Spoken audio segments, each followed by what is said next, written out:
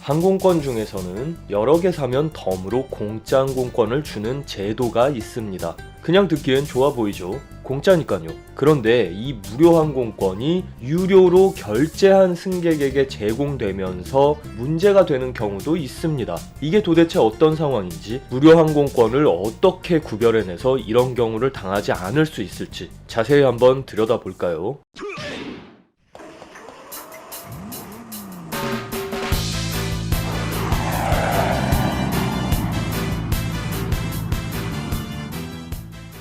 안녕하세요, 드로이센입니다. 자, 단체 항공권이라고 들어보셨죠? 한 번에 여러 개의 항공권을 구매하는 겁니다. 그렇게 여러 개를 구매하는데 하나 덤으로 오는 항공권들이 있어요. 이 항공권은 무료고요. 보통 FOC, Free of Charge라고 부릅니다.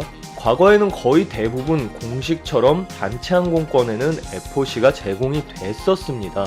기본적으로 숫자에다가 플러스 1 이런 방식으로 표시를 하는데요. 앞의 숫자는 FOC가 제공되기 위해 필요한 최소의 좌석수를 의미합니다. 그러니까 15 플러스 1이라고 하면 15좌석을 구매하면 한 좌석을 공짜로 주는 것을 의미합니다. 총 16좌석이 되겠죠, 이러면. 이 FOC가 제공될 수 있는 기본 최소 구매 좌석수는 항공사마다 그리고 구매 조건과 계약마다 달라지기 때문에 딱히 뭐가 맞다 라고 공식화시켜서 이야기할 수는 없어요. 자, 그러면은 이 FOC라는 게 왜 제공이 되기 시작했을까요? 과거의 해외여행은 거의 대부분이 패키지 여행이었죠. 그리고 다 그런 건 아니지만 대부분의 패키지 여행에선 인솔자가 동행하는 경우가 많았습니다. 그래서 보통 여행사가 수익이 남을 정도의 최소한의 단체 인원수, 그 인원수를 최소 구매 좌석수로 대략 설정을 해놓고 이 단체와 동행하는 인솔자를 위한 FOC를 제공해 왔었습니다. 그런데 이 FOC가 요즘에는 살짝 승객에게 제공되는 경우가 많아졌어요. 자, 우리가 둘러보면 해외여행 상품이라는 것이 예전에 비해서 굉장히 많이 저렴해졌죠.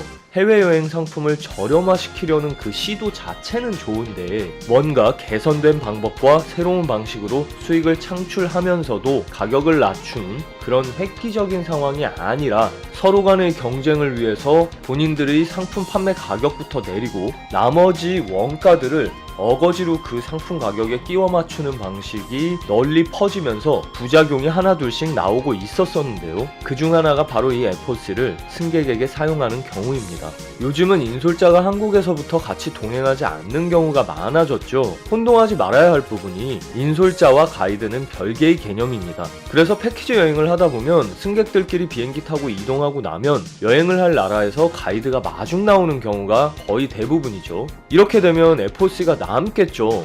자, 인솔자가 FOC를 사용하지 않으면 그 항공권은 사용되지 않은 상태로 없어져 버리겠죠. 그래서 이 FOC 항공권에 승객의 이름을 집어넣게 됩니다. 그럼 뭐 단순 계산이 나오죠. 상품 가격이 낮아지는데 이 FOC가 기여를 하게 만드는 겁니다. 아무래도 전체 가격에서 항공권 한 개만큼의 가격을 절약할 수 있을 테니까요. 자, 그냥 덧셈 뺄셈을 해가지고 생각을 해보면 참 좋은 생각일 수 있어요. 그런데 이게 참 뭐랄까 무리수라고 생각이 되는 게 이 FOC라는 것은 정상 상황에서는 다른 항공권과 당연히 동일합니다. 하지만 비정상 상황에서 보상 등을 받을 방법이 전혀 없어요. 제가 늘 강조하는 부분이죠. 저렴한 항공권을 무조건적으로 쫓지 말아야 할 이유, 바로 항공권의 규정입니다. 그런데 이 FOC는 무료인 만큼 모든 부분이 가장 최악으로 설정이 되어 있어요. 딜레이 시의 밀쿠폰이라든가 운항 취소나 사고 상황에서의 보상 등등 모든 혜택에 대한 부분이 제외가 된다는 이야기입니다. 자, 조금 더 이해가 가기 쉽게 설명을 해볼게요. 우리가 과일 가게에서 사과 15개를 샀어요. 그랬더니 과일 가게 주인이 덤으로 한 개를 더 준 거예요. 기분이 너무 좋죠. 그런데 이 사과들을 집에 갖고 와서 먹으려고 했더니 아니, 전부 상해서 먹을 수가 없네요. 그래서 다시 과일 가게에 가져갔어요. 그러면 당연히 과일 가게에서는 뭔가 조치를 취해 주겠죠. 환불을 해 주든가 아니면 괜찮은 다른 사과로 바꿔 주든가요. 그런데 15개가 아니라 16개에 대한 보상을 해야 할까요? 아니겠죠. 애초에 판매에 들어갔었던 건 15개였었고 덤으로 준 한 개는 주던 안 주던 크게 관계없는 부분이라는 거예요. 자, 다시 항공사 상황으로 돌아와 보면 FOC를 자기도 모르게 쓰고 있던 승객은 보상 등에서 제외가 되니까 화가 나서 항공사에 따지게 되겠죠. 하지만 이런다고 결론이 나지는 않을 겁니다. 항공사는 FOC가 어떻게 유통되었는지는 잘 몰라요.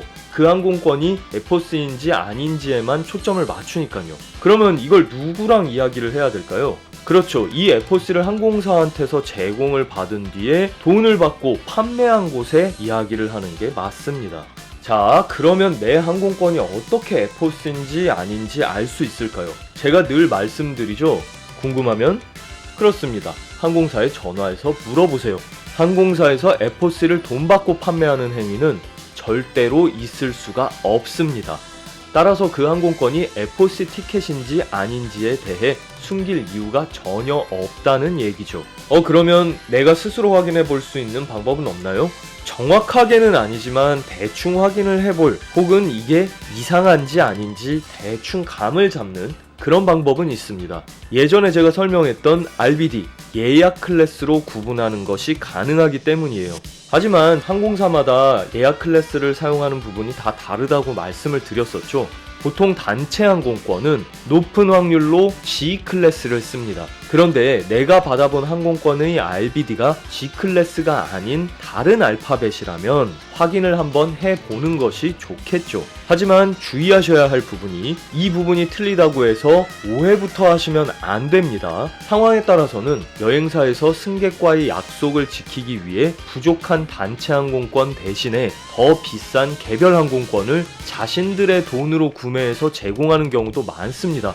문제가 되는 상황만을 이야기하다 보니까 판매처에서는 늘 사기를 치는 것 같지만 그렇지 않다는 거예요. 오히려 자신들이 손해를 보면서 승객의 권리를 찾아주는 곳도 많다는 거죠.